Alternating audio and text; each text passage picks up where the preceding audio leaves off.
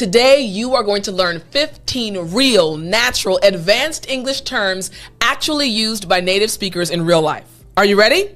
Well then, let's jump right in. Number 1 is sketchy. Again, after me, sketchy. Excellent. Now, sketchy just refers to someone who is suspicious or something that's suspicious, questionable, or unreliable. Something that seems to be untrustworthy or just a bit shady. Can I trust this person? Can I go down that alley? It looks a bit sketchy. Makes sense, right?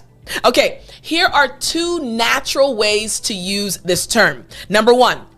That website looks sketchy. I wouldn't enter my credit card information there. Number 2, he gave me a sketchy excuse for being late. I don't think he's telling the truth. Makes sense, right? The term is sketchy. Now, there is a common mistake that English learners make when trying to use this term, so I want you to pay attention. Learners sometimes use sketchy to describe actual sketches, like drawings. In modern American English, though, sketchy almost always means suspicious, and it's not related to sketching art. So remember, number 1 is sketchy. This leads us to our second term. The second term is legit. Again, after me, legit. Excellent. Now, legit just means legitimate, authentic, or genuine. It's also used to mean really or truly. Oh, this is legit. You can trust this. This is a legit version, a legit copy. Makes sense? Excellent. All right, so here are 2 natural ways to use this term in real life. Number 1, is that sale legit or is it a scam? Number 2, she's legit one of the best teachers I've ever had. This is how you use this naturally. And I'll say this again, we have story time at the end, but this sentence, she's legit one of the best teachers I've ever had, reminds me of my high school English teacher, Miss Candelaria. Legit one of the best teachers I have ever had. She's amazing. She's still alive. She's not teaching English anymore, but she was amazing. We all loved her. Legit. All right, now this term is good to use, but I want you to know a common mistake that English learners make, and I want you to avoid it. So, using legit in very formal writing or situations where legitimate would be more appropriate. This is more of a colloquial term. It's kind of slang, so you don't want to use legit in formal situations. Legit is casual and conversational, so just be careful, all right? So again, number 2 is legit. This leads us to number 3. Number 3 is swamped. Again, after me, swamped. Excellent. Now, swamped just means overwhelmed with work or responsibilities, or to be extremely busy. Oh, I'm swamped at work. I have so much to do. I have so many tasks to complete. I am swamped. You got it? Excellent. All right. Now, these are 2 natural ways, like a native English speaker, you can use this term. Number 1, I can't go out tonight. I'm completely swamped with work. All right. I actually told my friend this yesterday. I was talking to her on the phone and I said, girl, I'm completely swamped with work, so I can't come and visit tomorrow. Makes sense, right? All right. Here is number 2, the second natural way you can use this. Sorry for the delayed response. I've been swamped all week. You got it? Excellent. Now you understand the meaning and how to use this, but let me tell you a common mistake that English learners make when trying to use this term so that you can avoid it. So, some English learners confuse swamped with being physically wet or in water.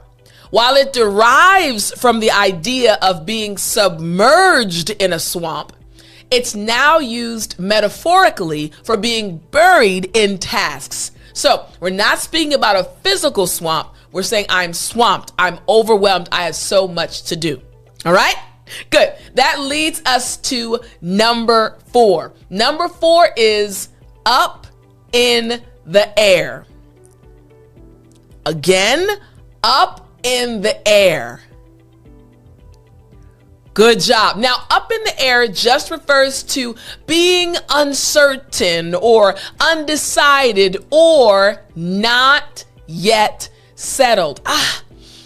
We're going to have the party. We're not sure of the date or the time. It's kind of up in the air. It's undecided. We're uncertain. It's not yet settled. Make sense? Good. All right. Now, here are 2 natural ways to use this term, this expression. Number 1, our vacation plans are still up in the air. We haven't decided where to go yet. Number 2, the promotion is up in the air right now. They'll let me know next month. You got it? Excellent. So again, up in the air. Now, I want to give you a warning. There's a common mistake that English learners make when they're trying to use this expression. So many take the phrase literally and use it to describe something physically in the air, like a balloon or a plane. But up in the air is not speaking about something physically being in the air. So keep that in mind, all right? This leads us to number 5. Number 5 is to nail something. I want you to watch me saying it. To nail something. Repeat after me. I'll show it to you on the screen. Don't worry. Nail something. That L sound can be a little tricky for some English learners. Good. Excellent. So now you see it, but I want you to say it after me one more time. Nail something. Excellent. All right. So to nail something just means to do something perfectly or successfully. To ace something, you knocked it out of the park, you did great. In English, we said you nailed something. Make sense? Excellent. All right. Here are the 2 ways to use it naturally. 2 examples of ways to use it naturally. Number 1, you totally nailed that presentation. Everyone was impressed. Number 2, she nailed the audition and got the part. So now you understand nail something. Now, I want you to listen very closely. Here's the warning. It's a common mistake made by English learners. Using nail only in its literal sense, like hammering a nail into the wall. As slang, to nail something means to execute something flawlessly. When you nail something, you did it perfectly. All right, makes sense? Excellent. So number 5 again, nail something. Now this leads to number 6. Again, I want you to watch me. I want you to repeat after me. Flaky. Good. Now that F sound can be tricky. Flaky. Excellent. Now, this term flaky, we use it very often in English. So, flaky means unreliable.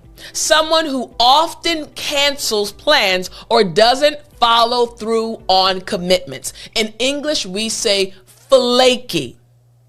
Good. They don't follow through. So, here are 2 natural ways to use this term. Don't invite him to the party. He's so flaky. He never shows up. You got it? Number 2, I hate being flaky, but I really need to cancel our dinner plans. I don't want to, but I really need to cancel our dinner plans.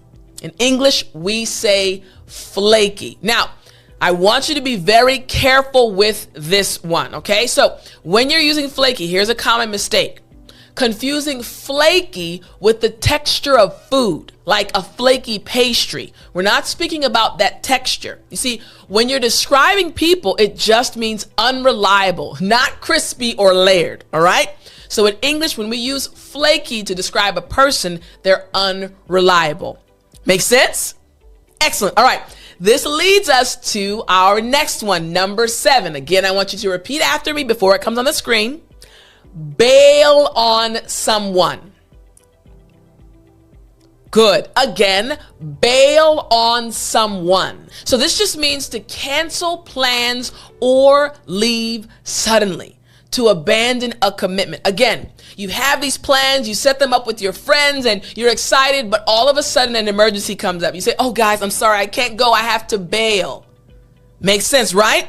So again, to cancel plans or leave suddenly, to abandon a commitment. Now, there are two ways you can use this naturally. First, he bailed on me last minute. I was already at the restaurant. And number two, I'm exhausted. I think I'm going to bail on the party tonight. You got it? Excellent. Now, I need you to remember this is a common mistake that English learners make. They confuse bail with the legal term, posting bail for someone who has been arrested, right? But in casual conversation, it just means, the term bail just means ditching plans or leaving early. So keep this in mind when you want to use bail on someone or bail on something, right? This leads us to number 8. Number 8 is another good one. Number 8 is call it a day. Good. Repeat after me. Repeat after me. Call it a day. Very good. Okay. Now this just means to stop working or end an activity for the day. You've wrapped up, you're done. Hey, I'm calling it a day. I'm done. I am tired. In English, we say call it a day. Now, there are two natural ways to use this expression. First, we've been working for 6 hours straight. Let's call it a day. Next, I'm too tired to keep going. I think I'll call it a day. You got it? Excellent. Now, I need you to be careful because there is a common mistake that is made when trying to use this expression. The mistake is using this phrase in the morning or when just starting something. It's always used when you've ended or finished working, not when you're beginning to work. So remember to use it at the end of your day, at the end of your work period. All right? We say call it a day. This leads us now to number 9. Number 9 is on the same page. On the same page. Now, this is a very powerful one. On the same page. Your turn. Excellent. Again, on the same page. Very good. Now, this just refers to being in agreement or having the same understanding about something. Hey, we're on the same page. I understand you, you understand me. We are on the same page. Make sense? Excellent. All right. Here are two natural ways to use this expression. First, before we move forward, let's make sure we're all on the same page. Number 2, I'm glad we're on the same page about the budget for this project. I'm glad we're in agreement. I'm glad we understand each other. Again, on the same page. You got it? Excellent. All right.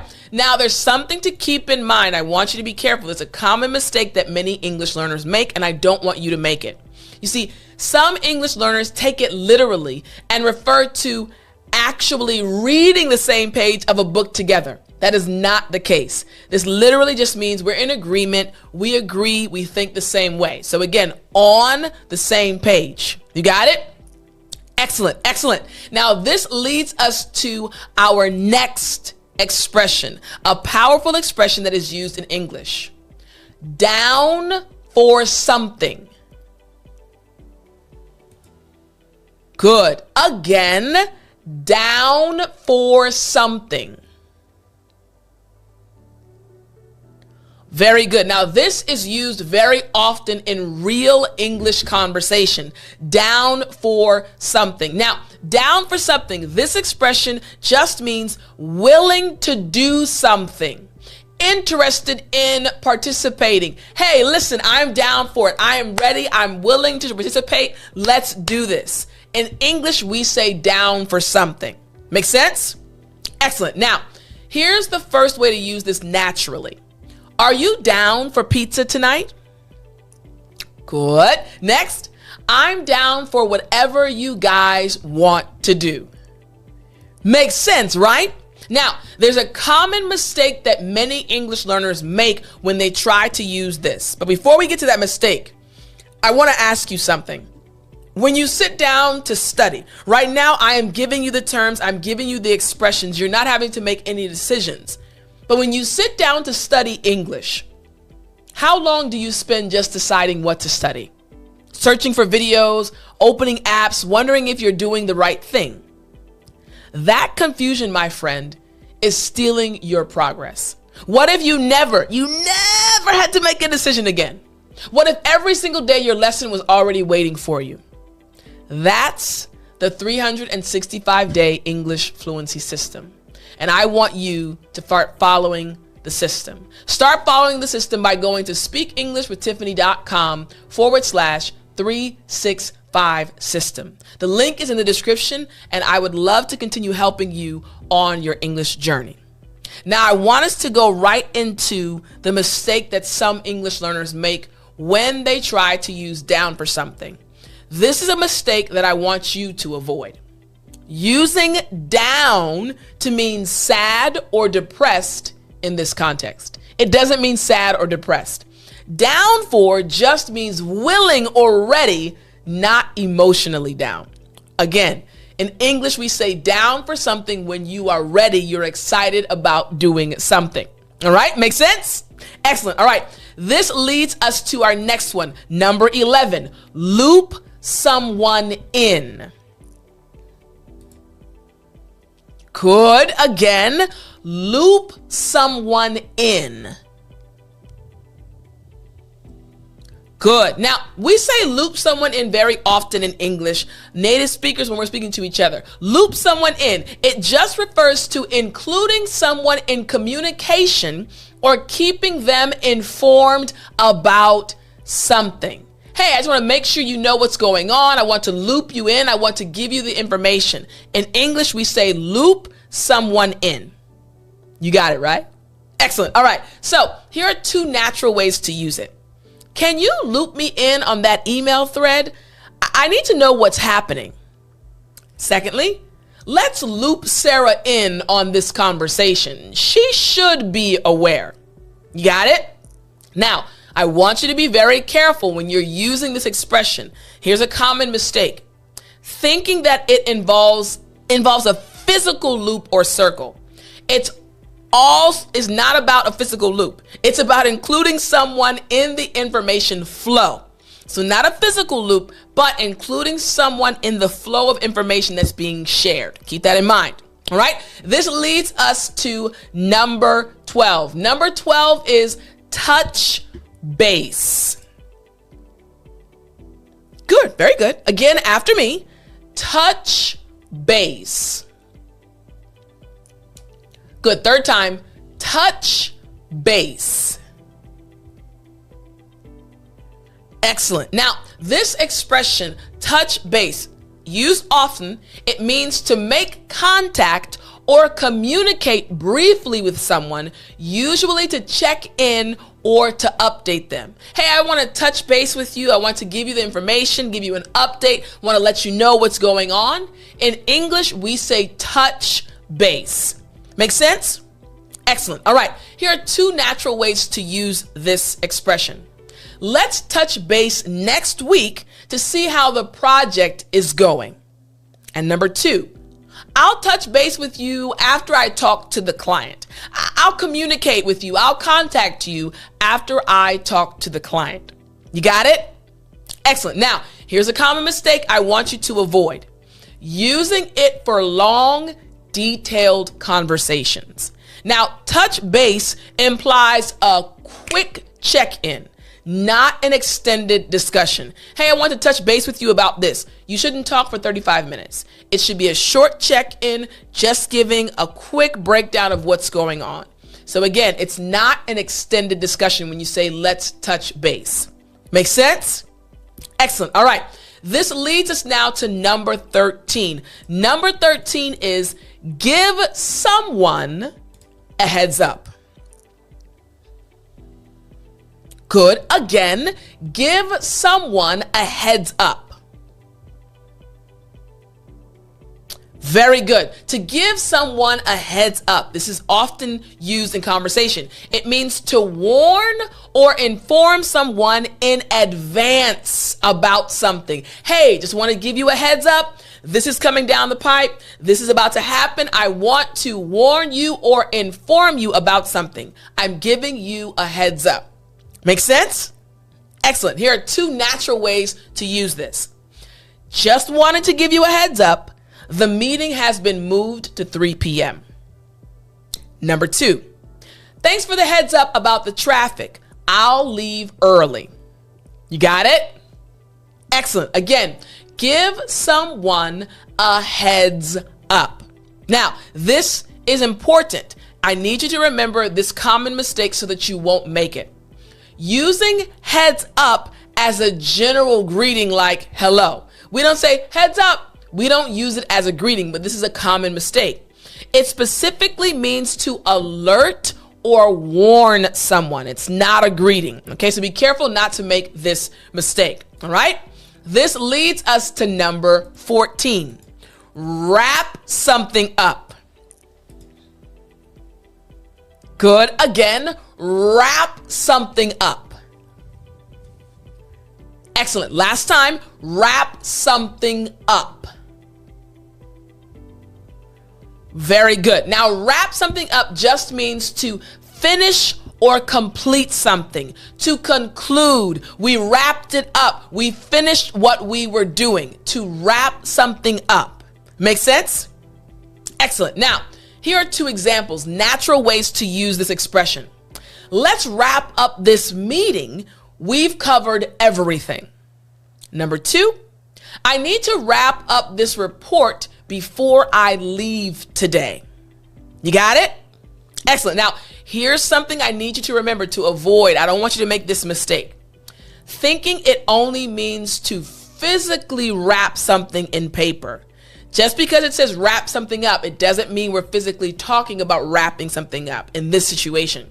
It's commonly used to mean finishing a task or finishing an event. So keep that in mind. Wrap something up means to complete something, to end something, okay?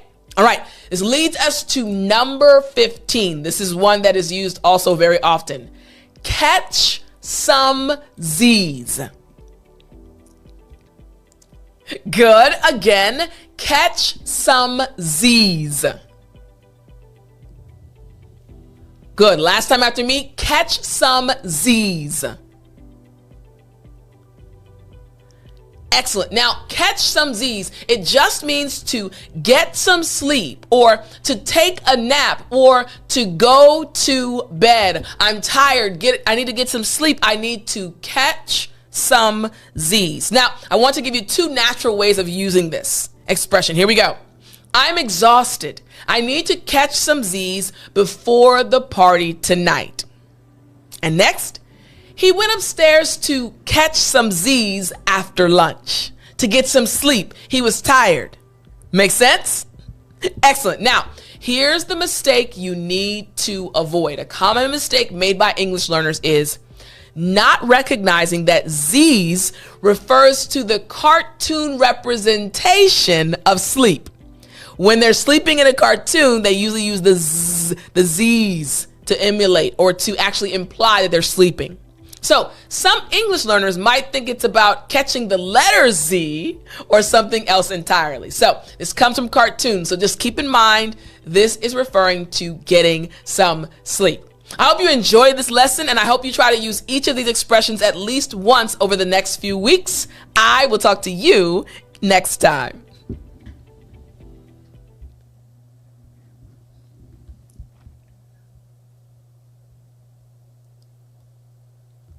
You still there? You know what time it is. It's story time. I said it's story time. Now, today, instead of me telling you a full story, I actually wanted to say thank you. Every once in a while, I like to take a moment to pause and let you know how much I appreciate you. Now, the story aspect or the story portion of this thank you is how my journey as an English teacher actually started. My profession was not teaching English. I was a web developer. I worked for NASA. I loved my job. I was into design and art and computers and technology. And then fast forward, God led me to be a missionary English teacher in Korea. The plan was a year. I stayed for 10.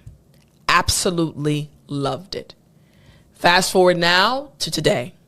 I still am passionate about teaching English. I still love helping you on your English journey. And I will continue to move forward with my goal, striving to achieve my goal of helping 1 billion English learners around the world speak English with confidence. So my thank you is to you for helping me achieve this goal of helping so many English learners around the world. I love being a part of your journey. I love being your English teacher. I love teaching you the things that maybe don't come out in books, or the nuances, or helping you feel confident in yourself. I love reminding you that you are amazing, that you are intelligent, that you can and will achieve each and every one of your English goals. So my friend, thank you. Thank you for allowing me to be your English teacher. I am honored. I see it as a privilege, and I cherish you. Let's keep going. I'll talk to you next time.